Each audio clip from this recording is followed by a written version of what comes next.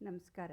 ನಾನಿವತ್ತು ಹೈಬ್ರಿಡ್ ಅಲಸಂದೆ ಕಾಳು ಅಂತಾರಲ್ಲ ಅದ್ರದ್ದು ಬೆಂದಿ ಅಂತ ಮಾಡ್ತೀವಿ. ಅದು ಬಿಡಿಸಿಟ್ಕೊಂಡಿರೋದು ಹಸಿದಿದ್ದು ಬಿಡಿಸಿಟ್ಕೊಂಡಿದ್ದೀನಿ. ಅದನ್ನು ಸುಮಾರು ಒಂದು ಪಾತ್ರೆ, ಒಂದು ಬೌಲಷ್ಟು ಇಟ್ಕೊಂಡಿದ್ದೀನಿ ಬಿಡಿಸ್ಬಿಟ್ಟು. ಇದು ಹಸಿಯಾಗಿರೋದನ್ನು ಬೀನ್ಸ್ ಥರ ಇರುತ್ತಲ್ಲ ಆ ಕಾಳನ್ನು ಬಿಡಿಸ್ಕೊಂಡಿರೋದು.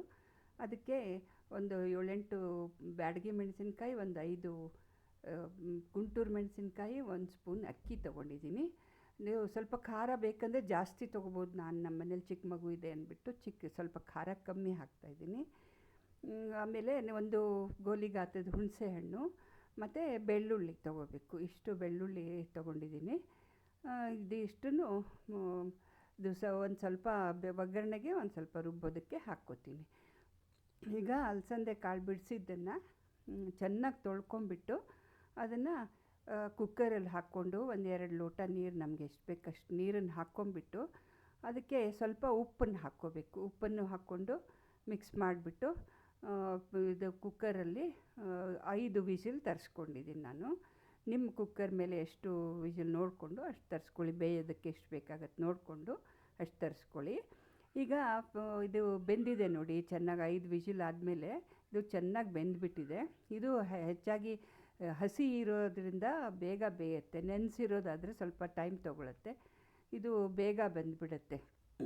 5 ವಿಸಿಲ್ಗೆಲ್ಲ ಬೆಂದುಬಿಡುತ್ತೆ.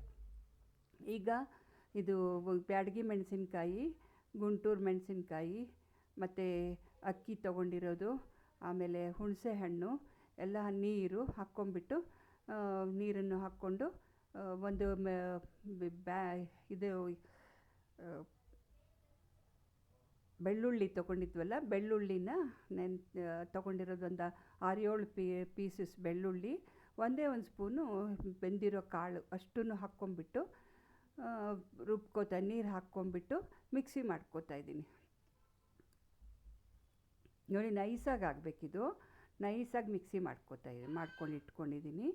ಇವಾಗ ಇದು ಬೆಳೆದಿರೋ ಇದನ್ನು ಕಾಳನ್ನು ಬೇರೆ ಪಾತ್ರೆಯಲ್ಲಿ ಹಾಕ್ಕೊಂಬಿಟ್ಟು ಆ ಮಸಾಲೆ ಮಾಡಿರೋದನ್ನು ಅದರಲ್ಲಿ ಹಾಕಿಬಿಟ್ಟು ಅದಕ್ಕೆ ಇವಾಗ ನಮಗೆ ಉಪ್ಪು ನೋಡ್ಕೋಬೇಕು. ಆವಾಗ ಸ್ವಲ್ಪ ಹಾಕಿದ್ದೀವಿ ಉಪ್ಪನ್ನು, ಕಾಳು ಬೇಯಿಸೋದಕ್ಕೆ ಉಪ್ಪನ್ನು ಹಾಕಿದ್ದೀವಿ. ಇವಾಗ ಅದನ್ನು ರುಚಿನ ಸ್ವಲ್ಪ ಟೇಸ್ಟ್ ನೋಡ್ಕೊಂಬಿಟ್ಟು ಉಪ್ಪು ಕಮ್ಮಿ ಆಗಿದ್ದರೆ ಸ್ವಲ್ಪ ಹಾಕ್ಕೊಂಬಿಟ್ಟು ಅದು ಮಿಕ್ಸ್ ಮಾಡಿಕೊಂಡು ಎಲ್ಲ ಕರೆಕ್ಟ್ ಮಾಡ್ಕೋಬೇಕು. ನಿಮಗೆ ಸ್ವಲ್ಪ ನೀರು ಬೇಕಿದ್ರೆ ಸ್ವಲ್ಪ ನೀರು ಹಾಕ್ಕೊಂಡು ಮಾಡ್ಕೋಬೋದು. ಇಷ್ಟು ಮಾಡ್ಕೊಂಡು ಕುದಿಸ್ಬೇಕು. ಚೆನ್ನಾಗಿ ಕುದಿ ಬರಬೇಕಿದು. ಇದೆಲ್ಲ ಮಿಕ್ಸ್ ಮಾಡಿಕೊಂಡು ಚೆನ್ನಾಗಿ ಕುದಿ ಬರಬೇಕು.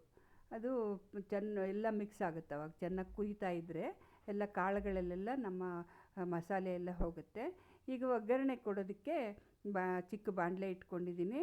ಇದು ಕೊಬ್ಬರಿ ಎಣ್ಣೆಯಲ್ಲಿ ಒಗ್ಗರಣೆ ಕೊಡಬೇಕು. ಕೊಬ್ಬರಿ ಎಣ್ಣೆ ಸ್ವಲ್ಪ ಜಾಸ್ತಿ ಹಾಕ್ಕೊಂಬಿಟ್ಟು ಕೊಬ್ಬರಿ ಎಣ್ಣೆ ಚೆನ್ನಾಗಿ ಕಾದ್ಮೇಲೆ ಅದು ಬೆಳ್ಳುಳ್ಳಿನ ಜಜ್ಜಿಟ್ಕೊಳ್ಬೇಕು.